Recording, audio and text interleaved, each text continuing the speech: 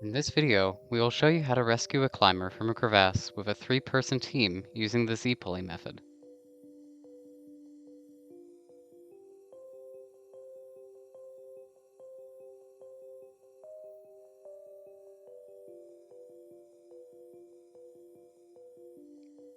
In the demonstration, it'll be our first person on the rope that takes the fall, and who we will refer to as the fallen climber.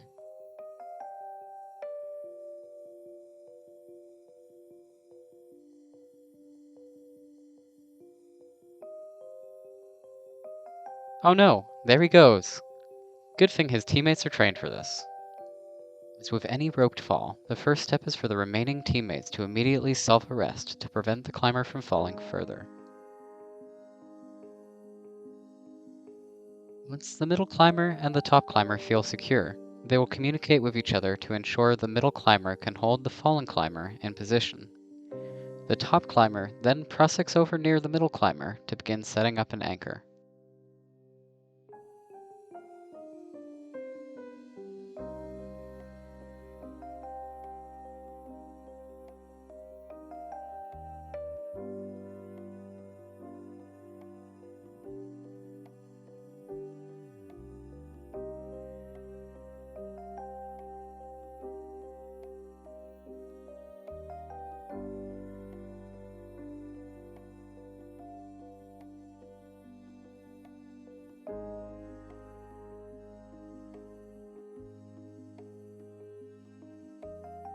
The top climber will now set an initial anchor by using a picket as a picket below the middle climber.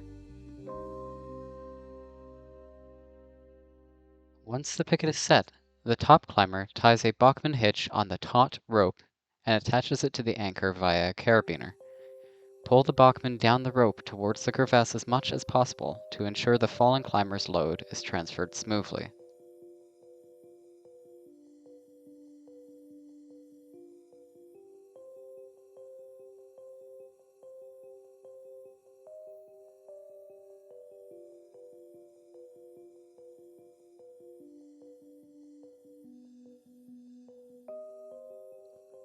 You can see here that snow conditions were not ideal for using a picket as a picket.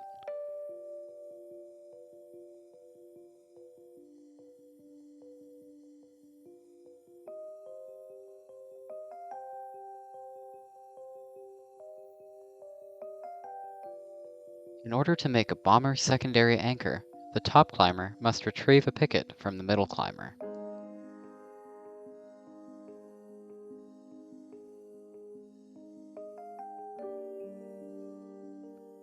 We never want to trust a single anchor that will be fully weighted.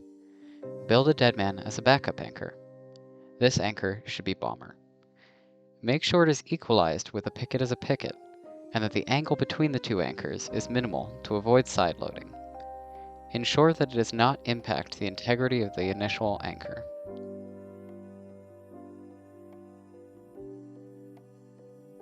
Attach a pulley to the rope above the Bachmann, and using a locking carabiner, attach it to the anchor's master point.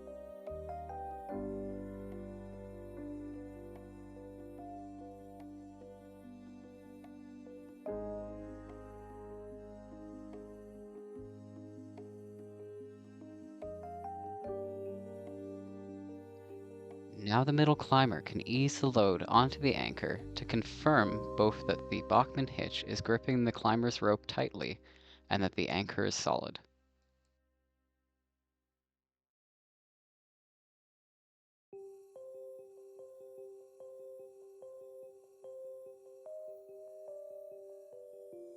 Time to back up the Bachmann hitch. Middle climber should PA into the anchor. Once PA'd in, they should unclip the rope from their harness and transfer it to the anchor with the same locking carabiner that is holding the pulley as a backup for the fallen and top climber.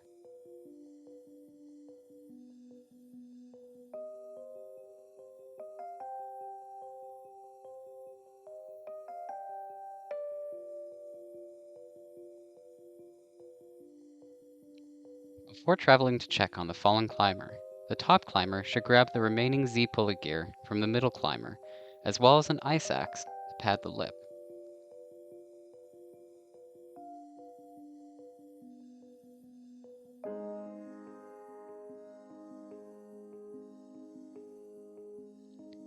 Once at the lip, the middle climber will attempt to communicate with the fallen climber. If the fallen climber cannot ascend the rope for any reason, the Z-Pulley process will begin. To prevent the rope from digging further into the snow while performing the rescue operation, pad the crevasse lip with the 2 ice axes. This will make the pulling operation easier. Note that preparing the lip will drop lots of snow on the fallen climber, so the top climber should try and communicate this.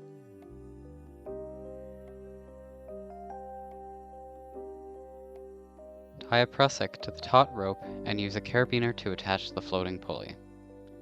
The prusik should be placed on the rope strand between the fallen climber and the anchor. The pulley should be placed on the rope strand between your prusik and the pickets. Avoid using the strand between your prusik and your harness.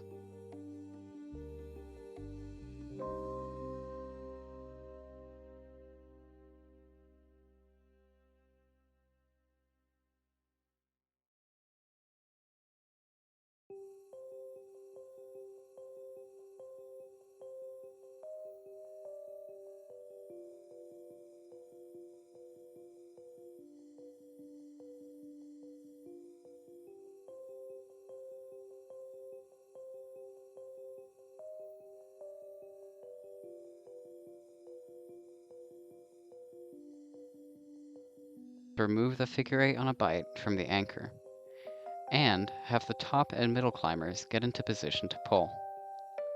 The most efficient place for the top climber to be while pulling is at or above the middle climber. The reason for this is that they will be pulling until the prusik reaches the pulley. If the top climber is downhill of the middle climber, they will block that full motion and limit the amount that the climber is able to be pulled out.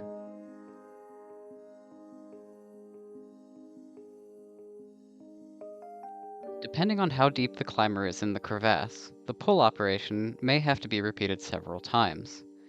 Reset the rope by having the top climber prusik down toward the crevasse while pushing the floating pulley down to its starting position. Then, the top climber will return to the position above the middle climber.